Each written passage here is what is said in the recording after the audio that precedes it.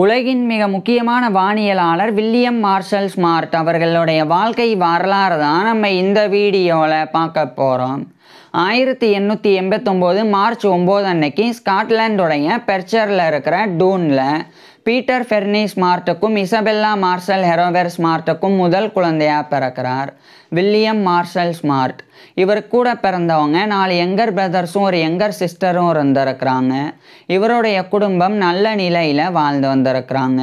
William Marshall smart குழந்தை பருவத்திலிருந்தே ஒரு ஒழுக்கமுள்ள குழந்தையாகவும் திறமையான குழந்தையாகவும் இருந்து வந்தாங்க.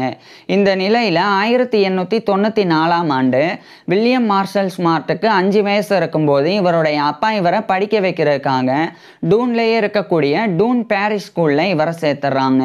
அது ஒரு சர்ச்சினால் நடத்தப்படக்கூடிய ஒரு பிரைமரி ஸ்கூலாக இருந்தது. அங்கு சேர்ந்து வில்லியம் மார்ஷல் ஸ்மார்ட் இவருடைய ஆரம்ப கல்வியை படிக்க ஆரம்பிச்சிருந்தாங்க. ஆரம்ப கல்வியின் போது தியாலஜி இறையியலை வில்லியம் மார்ஷல் ஸ்மார்ட் படித்து வந்தாங்க. அடுத்து ஃபிலாசபி, தத்துவம், லிட்ரேச்சர், இலக்கியம், ஹிஸ்ட்ரி, வரலாறு இது போன்ற கிளாசிக்கல் எஜுகேஷனையும் வில்லியம் மார்ஷல் ஸ்மார்ட் படித்து வந்தாங்க. அடுத்து 1899ஆம் ஆண்டு இவருடைய 10 வயதில் வில்லியம் மார்ஷல் ஸ்மார்ட் இவருடைய ஆரம்ப கல்வியை முடிச்சிடுறாங்க. இதுக்கப்புறமா இவருடைய அப்பா இவரை மேற்கொண்டு படிக்க வைக்கிறதுக்காக இந்த பெர்ச்சரில் இருக்கிற டூன்ல இருந்து அதே பெர்ச்சரில் இருக்கிற கேலண்டருக்கு இவரை அனுப்பிடுறாங்க. குறிப்பாக அங்கே இருக்கக்கூடிய மெக்லரன் ஹை ஸ்கூலின் கேலண்டர் அங்கே இவரை சேர்த்துறாங்க. அங்கு சேர்ந்த 1899ஆம் ஆண்டிலிருந்து வில்லியம் மார்ஷல் ஸ்மார்ட் இவருடைய ஹையர் எஜுகேஷன் உயர்கல்வியை படிக்க ஆரம்பிச்சிருந்தாங்க. உயர்கல்வியின் போது லட்டின் அண்டு கிரீக் லாங்குவேஜஸை வில்லியம் மார்ஷல் ஸ்மார்ட் லேர்ன் பண்ணி வந்தாங்க. இதே சமயம் ஜேம்ஸ் லெக்கி அப்படின்ற ஒரு டீச்சர் ஆசிரியர்னால இவர் ஈர்க்கப்பட்டு சயின்ஸ் அண்டு மேத்தமேட்டிக்ஸ், அதாவது அறிவியல் கணிதவியல், இந்த 2 பாடங்களில் அதிக ஆர்வம் காட்ட தொடங்கியிருந்தாங்க. இவருக்கு இந்த சயின்ஸ் அண்டு மேத்தமேட்டிக்ஸில் ஆர்வம் இருந்து வந்தது மட்டும் இல்லாமல் நிறைய டேலண்ட்டும் இருந்து வந்தது. இதனால் ரொம்ப சிறப்பாகவே இவருடைய உயர்கல்வியை வில்லியம் மார்ஷல் ஸ்மார்ட் படித்து வந்தாங்க. பின்னர் 1906ஆம் ஆண்டு இவருடைய 17 வயதில் வில்லியம் மார்ஷல் ஸ்மார்ட் இவருடைய ஹையர் எஜுகேஷனை அந்த மெக்லரன் ஹை ஸ்கூல்லேருந்து முடிக்கிறாங்க. முடிக்கும்போது இவருக்கு நிறைய ப்ரைஸ் எல்லாம் வழங்கப்பட்டிருந்தது, இவர் ரொம்ப நல்லா படிச்சிருந்தனால.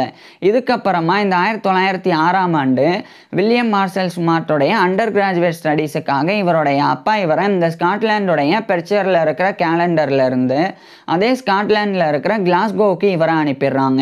குறிப்பாக அங்கே இருக்கக்கூடிய யூனிவர்சிட்டி ஆஃப் கிளாஸ்கோவில் இவரை சேர்த்துறாங்க.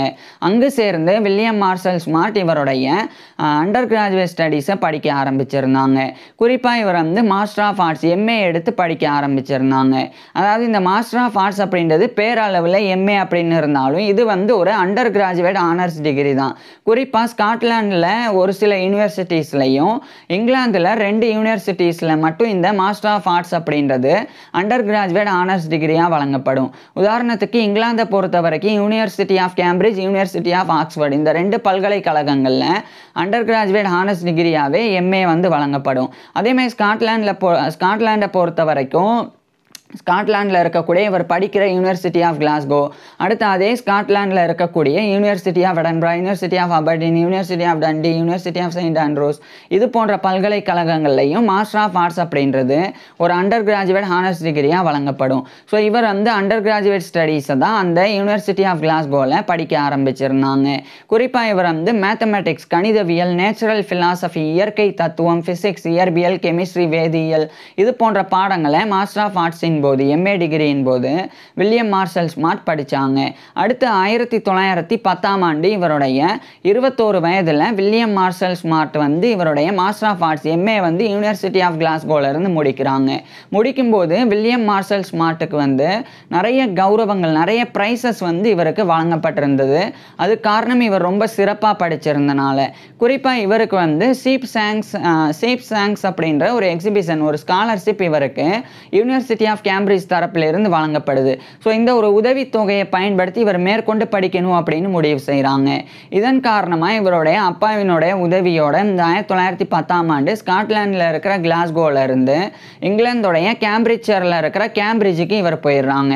அங்கே போய் அங்கே இருக்கக்கூடிய யூனிவர்சிட்டி ஆஃப் கேம்பிரிட்ஜோடைய ஒரு கன்ஸ்டிடியூவன்ஸ் காலேஜான ட்ரினிட்டி காலேஜ் கேம்பிரிட்ஜில் இவர் ஜாயின் பண்ணி படிக்க ஆரம்பிக்கிறாங்க.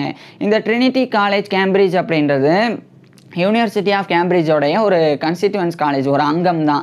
ஸோ ட்ரினிட்டி காலேஜ் கேம்பிரிட்ஜில் படித்தா யூனிவர்சிட்டி ஆஃப் கேம்பிரிட்ஜிலேருந்து டிகிரி வழங்கப்படும். ஸோ அங்கே இவர் வந்து படிக்கிறாங்க.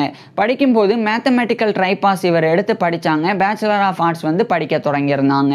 அதாவது ட்ரைபாஸ் அப்படின்றது வந்து வெறும் இந்த உலகத்திலேயே அந்த கேம்பிரிட்ஜில் இருக்கிற யூனிவர்சிட்டி ஆஃப் கேம்பிரிட்ஜ் அந்த பல்கலைக்கழகம் தரப்பிலிருந்து மட்டும்தான் இந்த ட்ரைபாஸ் பார்ட் 1 ட்ரைபாஸ் பார்ட் 2 அப்படின்னு இந்த அண்டர் கிராஜுவேட் டிகிரிக்காக நடத்தப்படும்.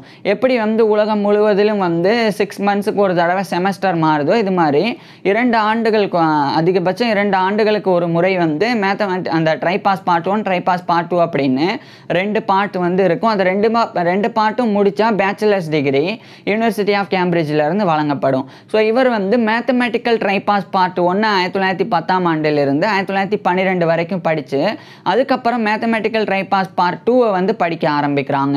இந்த சமயம் வில்லியம் மார்ஷல் ஸ்மார்ட் வந்து வெறும் கணிதவியல் மட்டும் படிக்காமல் இவர் சயின்ஸில் அறிவியலில் பர்டிகுலராக அஸ்ட்ரானமி வானியலில் இவர் வந்து இவருடைய கவனமும் செலுத்தினாங்க. குறிப்பாக அஸ்ட்ரானமியை இவருடைய சப்சிடியரி சப்ஜெக்டாக எடுத்து இவர் வந்து இவருடைய மேத்தமெட்டிக்ஸ் அந்த ட்ரைபாஸ் போது படித்தாங்க. அடுத்து 1914ஆம் ஆண்டு இவருடைய 25 வயதில் வில்லியம் மார்ஷல் ஸ்மார்ட் வந்து இந்த மேத்தமெட்டிக்கல் ட்ரைபாஸ் பார்ட் 1 பார்ட் 2 ரெண்டையுமே யூனிவர்சிட்டி ஆஃப் கேம்பிரிட்ஜிலேருந்து கம்ப்ளீட் பண்ணிடுறாங்க.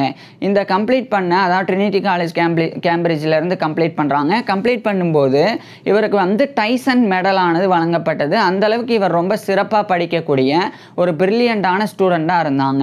இதுக்கப்புறமா இந்த 1914ஆம் ஆண்டு தான் முதல் உலகப்போர் ஃபர்ஸ்ட் வேர்ல்டு வார் ஆனது தொடங்கிறது.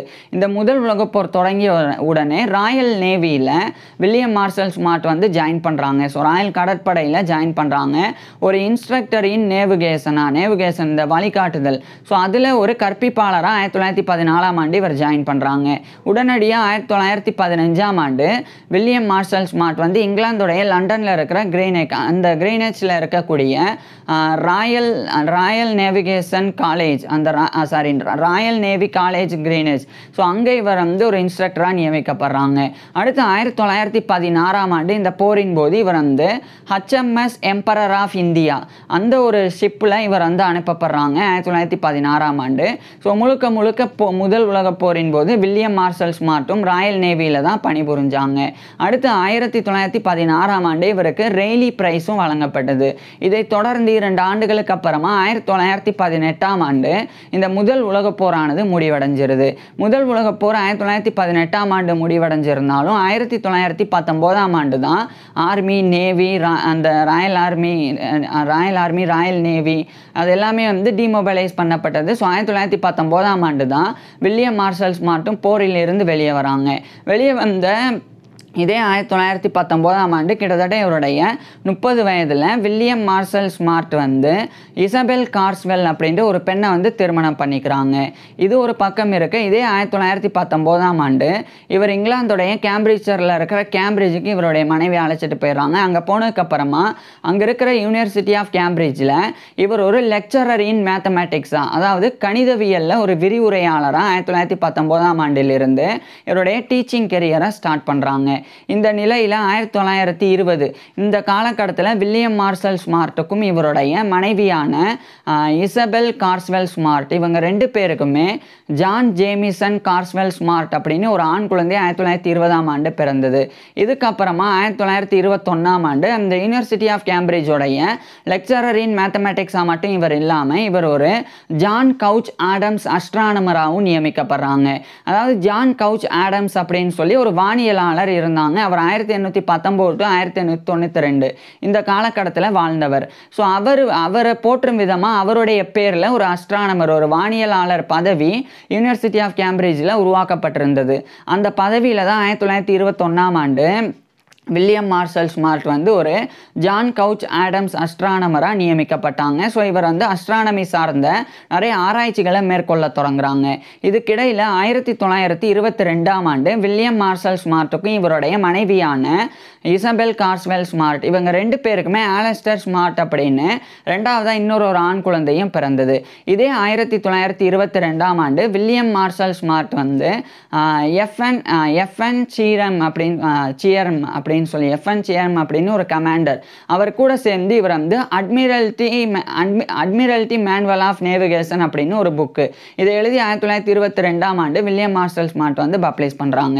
அடுத்து வில்லியம் மார்ஷல் ஸ்மார்ட் வந்து தொடர்ச்சியாக ஒரு அஸ்ட்ரானமராக யூனிவர்சிட்டி ஆஃப் கேம்பிரிட்ஜில் பல்வேறு ஆராய்ச்சிகளை பண்ண தொடங்குறாங்க. அது வந்து நட்சத்திரங்கள் குறித்து, சூரியன் குறித்து, கிரகங்கள் குறித்து, ஒட்டுமொத்த யூனிவர்ஸ் அதை பிரபஞ்சம் அது குறித்து அப்படின்னு இது பற்றிலாம் வில்லியம் மார்ஷல் ஸ்மார்ட் வந்து தொடர்ச்சியாக இவருடைய ஆராய்ச்சிகளை மேற்கொண்டு வந்தாங்க. இதுக்கிடையில் 1927ஆம் ஆண்டு வில்லியம் மார்ஷல் ஸ்மார்ட்டுக்கும் இவருடைய மனைவியான இசபெல் கார்ஸ்வெல்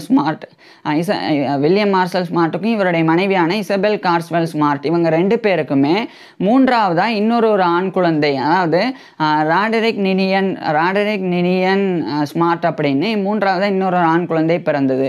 ஸோ இது மாதிரி மொத்தமாக வில்லியம் மார்ஷல் ஸ்மார்ட்டுக்கும் இவருடைய மனைவியான இசபெல் கார்ஸ்வெல் ஸ்மார்ட் 3 ஆண் குழந்தைகள் உட்பட குழந்தைகள் வந்து பிறந்தது. இது வில்லியம் மார்ஷல் ஸ்மார்ட்டோடைய பர்சனல் லைஃப், தனிப்பட்ட வாழ்க்கையாக இருந்தது.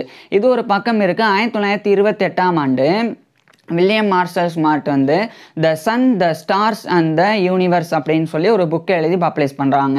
அதுக்கப்புறமா astrophysics, the characteristics and evolution of the stars அப்படின்னு ஒரு புக்கை எழுதி அதே 1922ஆம் ஆண்டு வில்லியம் மார்ஷல் ஸ்மார்ட் வந்து பப்ளிஷ் பண்ணுறாங்க. இதில் அந்த காலகட்டத்தில் நட்சத்திரங்களினுடைய தோற்றத்துக்கும் அடுத்து போக போக அதனுடைய பரிணாமம் எப்படி இருக்குது நிகழ்காலத்தில், ஸோ இது பற்றி இந்த ஒரு புத்தகத்தில் வில்லியம் மார்ஷல் ஸ்மார்ட் வந்து குறிப்பிட்டிருந்தாங்க. இதுக்கப்புறமா இவர் வந்து இந்த அந்த கோலங்கள், குறிப்பாக வந்து நம்ம கோள்கள் அது குறித்துலாம் இவர் வந்து ஆராய்ச்சி பண்ணுறாங்க. அது குறித்து ஒரு பாட புத்தகத்தையும் இவர் எழுதுகிறாங்க. அதை 1931ஆம் ஆண்டு text book on spherical astronomy அப்படின்ற டைட்டிலில் அந்த ஒரு புக்கை இவர் பப்ளிஷ் பண்ணுறாங்க. அடுத்து இவர் வந்து நட்சத்திர இயக்கங்கள் குறித்து ஆராய்ச்சி பண்ணி 1932ஆம் ஆண்டு ஸ்டெல்லார் மோஷன்ஸ் அப்படின்ற டைட்டிலில் இன்னொரு புக்கையும் இவர் வந்து பப்ளிஷ் பண்ணுறாங்க. இதுக்கப்புறமா படிப்படியாக வில்லியம் மார்ஷல் ஸ்மார்ட் வந்து ஒரு வானியலாளராக ரொம்ப ஃபேமஸ் ஆக ஆரம்பிக்கிறாங்க. இந்த காலகட்டத்தில் இவர் வந்து வானியல் இயக்கங்கள் குறித்துலாம் ஆராய்ச்சி பண்ணுறாங்க. அதாவது வானத்தில் இருக்கக்கூடிய நிலா, சூரியன், அதுக்கப்புறமா இந்த நட்சத்திரங்கள், அது மட்டும் இல்லாமல் மேற்கொண்டு இருக்கக்கூடிய நெபுலாஸ், இது மாதிரியான கேலக்சிஸ் அவைகளினுடைய அந்த நகர்வுகள், இயக்கங்கள், மூமெண்ட்ஸ் அது குறித்தெல்லாம் கூட இவர் தொடர்ந்து ஆராய்ச்சி பண்ணாங்க. இந்த நிலையில் 1937ஆம் ஆண்டு ஸ்காட்லாண்டுடைய கிளாஸ்கோவில் இருக்கிற யூனிவர்சிட்டி ஆஃப் கிளாஸ்கோ அங்கே வந்து ரீஜியஸ் ப்ரொஃபஸர் ஆஃப் அஸ்ட்ரானமி அப்படின்னு சொல்லி ஒரு பதவி அது இவருக்கு கிடைக்கிது. ரீஜியஸ் அப்படின்னா ஒரு யுனைடெட் கிங்டமுடைய கிங் ஃபேமிலி, ராயல் ஃபேமிலினாலேயோ அங்கே இருக்கக்கூடிய நோபல்னாலேயோ ஒரு பதவி உருவாக்கப்பட்டதுன்னா அந்த பதவிக்கு முன்னாடி ரீஜியஸ் அப்படின்ற அந்த பேர் வந்து சேர்க்கப்படும். ஸோ அது மாதிரி இந்த ஒரு வானியலாளர் பேராசிரியர் பதவி அங்கிருந்த ராயல் ஃபேமிலினால கிளாஸ்கோவில், யூனிவர்சிட்டி ஆஃப் கிளாஸ்கோவில் உருவாக்கப்பட்டிருந்தது. அதனால அந்த பதவி வந்து Regius professor of astronomy. So அந்த ரீஜியஸ் ப்ரொஃபஸர் ஆஃப் அஸ்ட்ரானமி அப்படின்ற அந்த பதவி இவர் கிடைச்ச உடனே யூனிவர்சிட்டி ஆஃப் கேம்பிரிட்ஜோடைய ஜான் கவுச் ஆடம்ஸ் அஸ்ட்ரானமர், அந்த ஜான் கவுச் ஆடம்ஸ் அஸ்ட்ரானமர் அப்படின்ற பதவியை இவர் வந்து ரிசைன் பண்ணுறாங்க. ரிசைன் பண்ணிவிட்டு வில்லியம் மார்ஷல் ஸ்மார்ட் இவருடைய மனைவி குழந்தைகளை அழைச்சிட்டு இங்கிலாந்துடைய கேம்பிரிட்ஜரில் இருக்கிற கேம்பிரிட்ஜில் இருந்து ஸ்காட்லாண்டில் இருக்கிற கிளாஸ்கோவுக்கு 1937ஆம் ஆண்டு போயிடுறாங்க. அங்கே போய் அங்கே இருக்கிற யூனிவர்சிட்டி ஆஃப் கிளாஸ்கோவுடைய ரீஜியஸ் ப்ரொஃபஸர் ஆஃப் அஸ்ட்ரானமி, அதாவது வானியல் பேராசிரியராக பணிபுரிய ஆரம்பிக்கிறாங்க. இதே 1937ஆம் ஆண்டு அஸ்ட்ரானமி அப்படின்ற டைட்டில்லையே வில்லியம் மார்ஷல் ஸ்மார்ட் இன்னொரு புக்கை எழுதி பப்ளிஷ் பண்ணுறாங்க. இதுக்கப்புறமா நட்சத்திரங்களினுடைய டைனமிக்ஸ் குறித்து இவர் ஆராய்ச்சி பண்ணி ஸ்டெல்லார் டைனமிக்ஸ் அப்படின்ற டைட்டிலில் 1938ஆம் ஆண்டு இன்னொரு ஒர்க்கையும் இவர் பப்ளிஷ் பண்ணாங்க. இதுக்கப்புறம் 1939ஆம் ஆண்டு செகண்ட் வேர்ல்டு வார், 2ஆம் உலகப் போரானது துவங்கிறது. இந்த 2ஆம் உலகப் போர் துவங்கிய பிறகு இந்த கடல்வெளி, வான்வெளி, அதனுடைய நேவிகேஷன் அது குறித்தெல்லாம் பல்வேறு ஒர்க்ஸை வந்து வில்லியம் மார்ஷல் ஸ்மார்ட் வந்து எழுதினாங்க. அது வந்து வான மற்றும் கணித சாஸ்திரத்தை பயன்படுத்தி இவர் வந்து ஆராய்ச்சி பண்ணி அதை எழுதினாங்க. அது 1940 காலகட்டத்தில் தொடர்ச்சியாக பப்ளிஷ் பண்ணவும் செஞ்சாங்க. இது ஒட்டுமொத்தமாக இந்த அதே மாதிரி, அதாவது வானத்திலையும் கடல்லையும் பயணம் பண்ணி போர் புரியக்கூடிய இராணுவ வீரர்களுக்கு உண்டான கையேடாக மேன்வலாகவே இவர் நிறைய ட்ரைனிங் புக்ஸை வந்து எழுதி வந்தாங்க. இந்த நிலையில் 1942ஆம் ஆண்டு ஃபவுண்டேஷன்ஸ் ஆஃப் அஸ்ட்ரானமி அப்படின்னு சொல்லி ஒரு புக்கை இவர் வெளியிட்டாங்க. அதுக்கப்புறமா introduction to C and air navigation அப்படின்னு இன்னொரு புக்கை இவர் பப்ளிஷ் பண்ணாங்க. இந்த நிலையில் தான் 1943ஆம் ஆண்டு வில்லியம் மார்ஷல் ஸ்மார்ட் வந்து ஸ்காட்லாண்டோட எடன்பராவில் இருக்கக்கூடிய ராயல் சொசைட்டி ஆஃப் எடன்பரா அதனுடைய ஒரு ஃபெல்லோவாக தேர்ந்தெடுக்கப்படுறாங்க. இதுக்கு 4 நபர்கள் ப்ரப்போசர்ஸாக இருந்து காரணமாக இருந்தாங்க. ஒருத்தர் வந்து எட்வர்ட் ஹிண்டல் அப்படின்னு ஒருத்தர், இன்னொருத்தர் வந்து வில்லியம் மைக்கேல் ஹெர்பர்ட் கிரேவ்ஸ் அப்படின்னு ஒருத்தர், அதே மாதிரி எட்வின் ஆர்தர் பேக்கர் அப்படின்னு ஒருத்தர், அதே மாதிரி ஜேம்ஸ் பிக்கரிங் கெண்டல் அப்படின்னு இன்னொருத்தர் அப்படின்னு 4 நபர்கள் ப்ரப்போசர்ஸாக இருந்து காரணமாக இருந்தாங்க. ஸோ 1943ஆம் ஆண்டு வில்லியம் மார்ஷல் ஸ்மார்ட் வந்து fellow of the royal society of Edinburgh FRSE அப்படின்ற இந்த ஒரு பட்டத்தை கௌரவத்தை பெறாங்க. அடுத்து 1944ஆம் ஆண்டு வில்லியம் மார்ஷல் ஸ்மார்ட் வந்து கிளாஸ்கோலே இருக்கக்கூடிய செகண்ட் டு த ஸ்கொயர் அங்கே போய் வாழ்கிறாங்க. இதே 1944ஆம் ஆண்டு வில்லியம் மார்ஷல் ஸ்மார்ட் வந்து ஒரு முக்கியமான ஒரு புக்கை வந்து எழுதுகிறாங்க. அது வந்து astronomical navigation a handbook for aviators அப்படின்னு அந்த புக்கை 1944 இவர் பப்ளிஷ் பண்ணுறாங்க. இதுக்கப்புறம் 1945ஆம் ஆண்டு இந்த ஒரு 2ஆம் உலகப் போர் முடிவடையுது. இதை தொடர்ந்து ராயல் இன்ஸ்டிடியூட் ஆஃப் நேஷன் அதனுடைய ஒரு முக்கியமான ஒரு மெம்பராக வந்து வில்லியம் மார்ஷல் ஸ்மார்ட் வந்து தேர்ந்தெடுக்கப்படுறாங்க. இது மட்டும் இல்லாமல் ராயல் ஆஸ்ட்ரோனாமிக்கல் சொசைட்டி அதனுடைய ஒரு ஃபெல்லோவாகவும் இவர் வந்து தேர்ந்தெடுக்கப்படுறாங்க. இதுக்கப்புறமா 1949ஆம் ஆண்டு அந்த ராயல் ஆஸ்ட்ரோனாமிக்கல் சொசைட்டியினுடைய ஒரு பிரசிடெண்டாகவே வில்லியம் மார்ஷல் ஸ்மார்ட் வந்து நியமிக்கப்படுறாங்க. அதை தொடர்ந்து 1950ஆம் ஆண்டு சம் ஃபேமஸ் ஸ்டார்ஸ் அப்படின்ற டைட்டில் ஒரு புக் எழுதி வில்லியம் மார்ஷல் ஸ்மார்ட் பப்ளிஷ் பண்ணுறாங்க. அடுத்து 1951ஆம் ஆண்டு அந்த ராயல் ஆஸ்ட்ரோனாமிக்கல் சொசைட்டியினுடைய பிரசிடெண்ட் அப்படின்ற அந்த ஒரு பதவியிலிருந்து இவர் வந்து விலகுறாங்க. மேலும் இந்த ராயல் இன்ஸ்டிடியூட் ஆஃப் நேவிகேஷனுடைய மெம்பராக இந்த காலகட்டத்தில் இருந்து வந்தாங்க. அது RIN அப்படின்னு சாட்டா அழைக்கப்படும். அடுத்து 1952ஆம் ஆண்டு ராயல் சொசைட்டி ஆஃப் எடன்பரா அதனுடைய ஒரு வைஸ் பிரசிடெண்டாக இவர் வந்து தேர்ந்தெடுக்கப்படுறாங்க. இதுக்கப்புறம் 1953ஆம் ஆண்டு வில்லியம் மார்ஷல் ஸ்மார்ட் வந்து இன்னொரு முக்கியமான ஒரு ஒர்க்கை 1953ஆம் ஆண்டு எழுதி பப்ளிஷ் பண்ணுறாங்க. இதுவும் வந்து நட்சத்திரங்கள் குறித்தது, அதே மாதிரி வானத்தில் இருக்கக்கூடிய வானியல் பொருட்கள் சார்ந்ததாக வந்து இருந்தது. குறிப்பாக இவர் வந்து செலஸ்டியல் மெக்கானிக்ஸ் அப்படின்ற ஒரு புக்கை 1953ஆம் ஆண்டு வில்லியம் மார்ஷல் ஸ்மார்ட் எழுதி பப்ளிஷ் பண்ணாங்க. அடுத்து 1955ஆம் ஆண்டு ராயல் சொசைட்டி ஆஃப் எடன்பராவுடைய வைஸ் பிரசிடென்ட் அப்படின்ற பதவியிலிருந்து இவர் வந்து விலகுறாங்க.